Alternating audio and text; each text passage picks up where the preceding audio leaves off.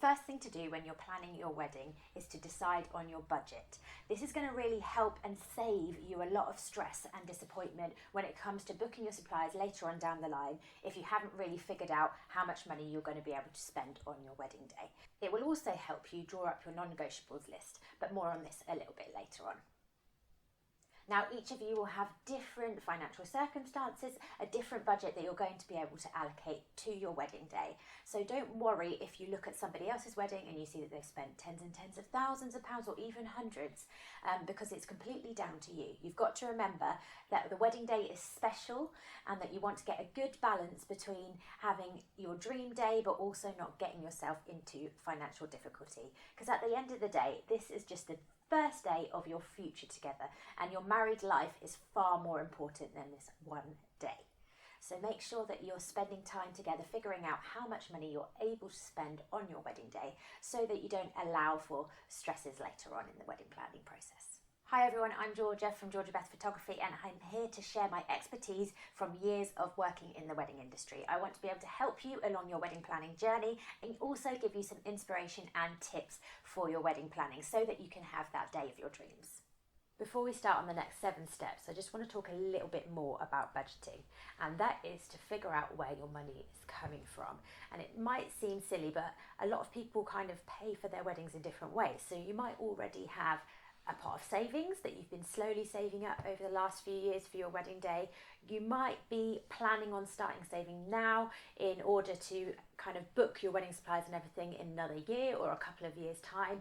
Or you might be hoping to pay as you go and take on a few extra shifts, or just stretch out your income a little bit more that way. But this will likely impact on the date that you can get married, and also impact when and as you can book suppliers too. You can also free up your wedding budget a little bit by putting a few different things on your gift list. So quite often couples will put things like their wedding photo album or ask for money for their honeymoon and things like that on their gift list, which are things that guests would be really happy to contribute because they know it will be valuable to you. So that's another way that you can kind of spread the cost of your budget across to other people. The other thing is that your budget might grow a little as others like family members and friends might offer to help you in other ways, which means then you can push the boat out a little bit more in other areas of the wedding day where you hadn't necessarily allocated very much money for. If you want to know a little bit more about how much other suppliers cost and how you can kind of allocate certain amounts of money to different suppliers, then make sure you keep watching. Okay, so the second step is non-negotiables. Now, make a list of the non-negotiables, the things that you desperately want to make sure that you have on your wedding day. Have you always dreamed of that huge, amazing white dress that's going to cost quite a bit? Would you love to be brought in on a horse and cart for your ceremony? Would you rather a live band or a DJ? Do you really want to have a height of summer wedding with an outdoor ceremony, or would you rather have a winter wedding and hope for some snow? There's all sorts of things that are completely down to you and your preferences. So make sure you make a list of those things that you want to prioritise so that you can allocate slightly more of a budget for those things. Quite often people want to make sure that they have that beautiful sit-down meal, then actually a huge chunk of your budget will need to be allocated for that. Some people's priorities, like myself included, was to make sure that everybody that we loved and cared about was there. And so our guest count was maybe higher than the average wedding, which means we had to allocate money to that. So make sure that you think about all the things that are your non-negotiables and have that listed down before you do any more planning. In my free wedding planning bundle, I list some of the kind of non-negotiables and ideas that you could come up with. And it also has some really helpful ideas of what to plan when, what to book when. And so if you'd like to download that, make sure you go to the link in the description after this video and download it so that you can use it for your wedding planning. Steps can completely vary in order depending on whether you've already decided on your dream venue or not. For the purposes of this video, I'm going to go ahead as if you haven't picked your venue yet, but you can obviously change some of the order of these next 3 steps around if you already have. Step 3, picking your guest list. Now, when you're picking your guest list, you want to start with, again, your non-negotiables, those really close family members or maybe best friend that you grew up with. List those people down, and then you can go through in order as to what part of the day you're going to invite people to. A lot of weddings will have some people who are there all the way through the day, from the ceremony through the wedding breakfast and into the reception, and other people might just be invited as evening guests. So kind of allocate different people to different categories so that you can help get your head around who's going to come when. The reason I tell you to think about your guest list first is there's a lot of venues that have a limited amount of guests that you can invite. So if your guest list turns out to be 150 people, but the venue that you're thinking of can only accommodate 80, then you know that you're not going to be able to either have that many guests there or book that venue, and so you're going to have to look for another venue.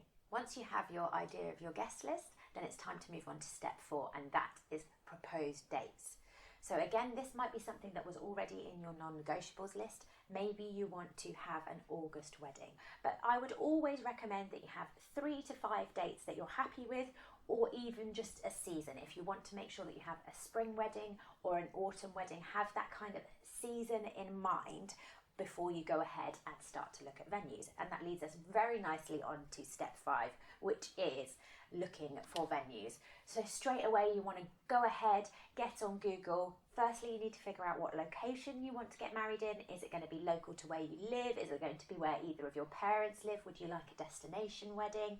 Those sort of things you need to think about first, and then jump on Google and have a little look at some of the highly reviewed venues in the area that you're looking for.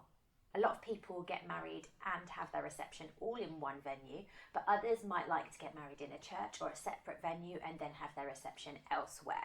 So if you're planning to do that and have 2 different locations, then make sure you think about the travel times in between those locations as well and factor that into your wedding planning. Some other things to think about are accommodation for your guests. So if not all of your guests are local, then they might need somewhere to stay. So either consider finding a venue that already has rooms to stay, or make sure that it has places close by that people can just grab a taxi to get back to their hotel room. Also, being a photographer, I always think about your wedding photos and have a little think about that when you're looking at venues. Have they got a nice pretty spot to have your couples photos and your formal portraits, or would you rather find somewhere, again, local that you can go off to and have those photos happen there as well? Once you have your list of a few venues that you really like in the location of your choice, then make sure you pop them an email or a message on their booking form and figure out whether they've got any dates in that available season or month that you were really hoping to get married in. If they do, then make sure you go ahead and have a in-person viewing of your wedding venue as well, because that's the way you're going to get a real good feel for what the team are like, whether they're friendly and helpful, and also what the venue feels like on your day, because that's definitely a big part of how you want your day to play out. If you're enjoying the video, then I'd love it if you hit like and also consider subscribing and supporting my videos in the future. Step 6. Save the date. So now hopefully you've found your dream venue and you've booked the date. So this is the time that you want to let your friends and family know to pencil that date into their diaries so that they make sure they don't book anything else in. So send your save the dates out. There are so many different ways you can do that. You don't have to do it in paper form. You could book a stationer and get them to send it out for you, or you could even do it online and design something and send it via email. It's just a really easy way that you can send out your date, let them know that you've got your date booked, you're planning your wedding, and you want to make sure that they're there to celebrate with you. Okay, again, these last 2 steps are interchangeable, but for the sake of this video, we're going to go ahead to step 7, and this is research and book your other suppliers. Now, this can be really, really simple, because sometimes wedding venues already do quite a lot of stuff in-house, whether that be catering or decor, and then they will also usually have a recommended supplier list, and this is a really good starting point to choose your suppliers for your wedding, because they will be people who've worked at that venue before and know the team really well, and obviously the team recommends them, so they must be pretty good at their jobs. And finally, step 8. Now, some of this you might have already thought about and done already. You might already have your Pinterest boards all sorted, or you might have got some ideas when you went and looked around your venue or booked some of your suppliers. But this is the time now to think about your theme and all those sort of finer details, what colour palette you're using, what you want the bridesmaids to wear, what you want the groomsmen to wear, all those sort of finer details of the day. This is the time that you can now think about that and start planning those out as well. Well, I hope you really enjoyed that video and found it helpful. There are many more wedding planning videos on this channel, so make sure you go ahead and subscribe so you don't miss out on the future ones, and make sure you grab that wedding planning bundle that's in the description below to help you on your wedding planning journey.